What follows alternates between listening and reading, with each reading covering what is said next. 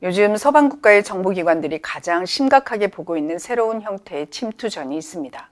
총탄도, 해킹 코드도 필요 없고 대신 감정과 신뢰, 관계가 무기가 되는 전쟁, 바로 성 기반 정보전입니다. 총성이 없을 뿐 이 전쟁은 이미 실리콘밸리와 유럽 주요 도시에서 현실로 벌어지고 있는데요. 최근 미국과 유럽의 여러 매체들은 중국과 러시아가 기술 인재, 정책 고위 인사들을 대상으로 성적 유혹, 감정적 관계, 장기 교제, 심지어 결혼과 임신까지 동원한 침투 작전을 확대하고 있다고 경고했습니다. 전통적인 미인계와는 차원이 다르고 기간도 훨씬 길고 방식도 훨씬 교묘합니다. 그런데 이게 단순히 영화에서나 나올 법한 미인계가 아니고요. 최근에는 실리콘밸리 기술 인재와 유럽 고위 관계자들을 대상으로 AI까지 결합한 아주 장기적이고 정교한 정보전 형태로 진화하고 있습니다. 그래서 요즘 서방 정부기관들이 굉장히 예민하게 반응하고 있고요. 실제로 실리콘밸리에서 활동하던 한 기업인은 링크드인에서 젊고 매력적인 여성으로부터 연락을 받았다고 합니다. 학력도 경력도 완벽했고 영어도 너무 자연스러워서 뭔가 이상하다는 느낌조차 없었죠. 그런데 친해질수록 회사의 민감한 개발 일정이나 투자 계획 같은 것들을 슬쩍슬쩍 묻기 시작했다고 해요.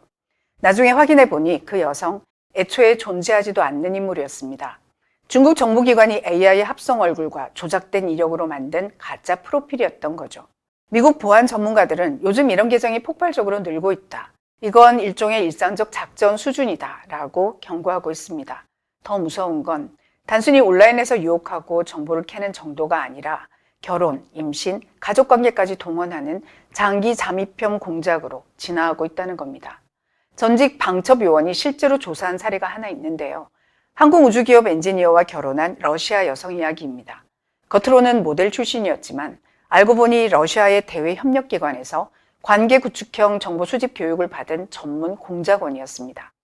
미국 입국 후 10년간 행적이 비어 있었던 것도 뒤늦게 설명이 된 셈이죠. 그녀는 암호화폐 분석가라는 신분으로 다시 미국에 들어왔고 남편을 통해 항공우주기술 구조나 차세대 추진체 연구 내용 같은 핵심 정보를 장기간에 걸쳐 수집해 왔다는 사실이 드러났습니다. 방첩 관계자들은 결혼하고 아이까지 낳아 주변의 정보를 서서히 포집하는 방식은 탐지가 극도로 어렵다며 이런 사례가 너무 많아 체감권은 충분하다고 말할 정도입니다.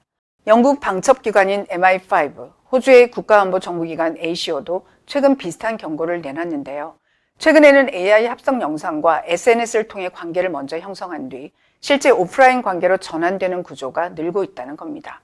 요즘 AI 기술이 발전하면서 가짜 계정, 가짜 얼굴, 가짜 경력까지 정말 실존 인물처럼 만들어내는 수준까지 와 있죠. 이 때문에 인공지능과 감정공학이 결합된 새로운 형태의 공작 기술이 자리 잡고 있는데요. 전통적으로 첩보활동은 국가기관 요원의 임무였죠. 하지만 지금은 국가, 민간, 개인의 경계가 무너지고 있습니다. 지금 중국은 단순히 정보 요원만 동원하는 게 아니라 학자, 유학생, 투자자, 스타트업 종사자, 일반 시민까지 동원해 사회 전체를 하나의 정보망처럼 운영하고 있다고 하네요. 더 위험한 건 이런 활동이 학술 협력, 스타트업 투자, 인턴십, 멘토링 프로그램 등 합법적 외피를 쓰고 진행된다는 겁니다. 미국 국토안보위원회는 최근 4년간 중국 공산당이 서방에서 최소 60건 이상의 간첩 작전을 벌였다고 밝혔지만 전문가들은 이건 빙산의 일각이라고 말합니다. 실제 침투는 SNS 감정 조작, 전문직 네트워크 플랫폼, 벤처 투자 제한 등 비공식 비문서적 경로를 통해 더 활발하게 진행되고 있다는 건데요. AI 챗봇이 실제 연구자들에게 접근해 장기간 감정적 관계까지 형성한 사례도 확인됐다고 밝혔죠. 그야말로 이제는 AI 스파이 시대가 본격적으로 열렸다는 얘기까지 나오고 있습니다. 가장 눈에 띄는 변화는요, AI가 만들어내는 가짜 인맥이 폭발적으로 늘고 있다는 점입니다.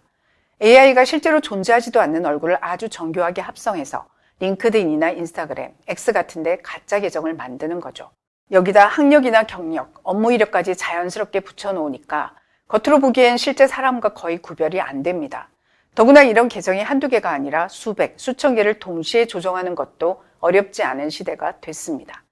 문제는 이게 단순한 장난이 아니라 이제 국가 안보 영역으로까지 확장되고 있다는 겁니다. 전문가들은 말합니다. AI가 만들어낸 조작된 정체성과 네트워크가 이미 전 세계로 퍼지고 있다. AI 기반의 스파이 활동은 이제 미래 기술이 아니라 지금 우리 앞에 놓여 있는 현실 문제라고 강조하고 있습니다. 이런 가운데 최근 영국에서는 또 하나의 충격적 사건이 터졌습니다. 바로 BBC 소속 기자가 중국 공산당의 스파이 활동에 연루됐다는 의혹이 제기된 건데요.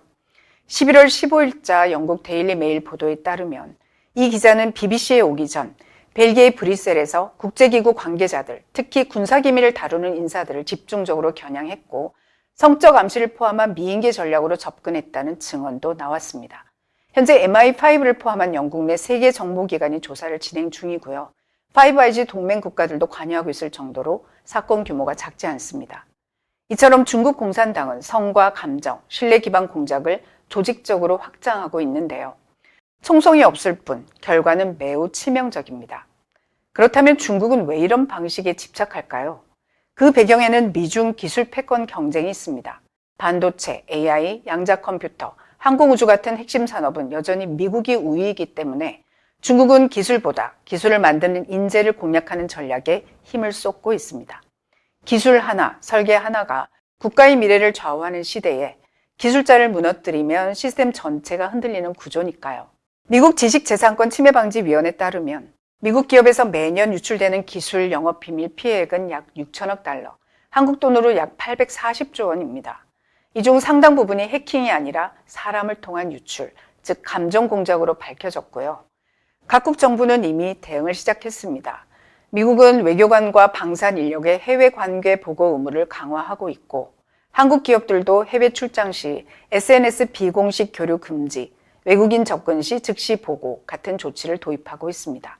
단순한 정보 유출보다 관계를 조작해 장기적으로 파고드는 방식을 더 위험하게 보고 있기 때문이죠.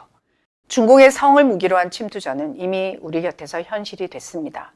총이 아니라 마음을 겨누는 전쟁이 우리 일상 깊숙한 곳에서 벌어지고 있다는 뜻입니다. 지금 필요한 건 장비만 지키는 보안이 아니라 사람을 지키는 보안입니다. 기업 내부 행동 패턴 분석, 비정상적 관계 감지 시스템, SNS 비공식 접촉 모니터링 등 휴먼 보안 체계를 구축해야 한다는 목소리가 점점 커지고 있습니다.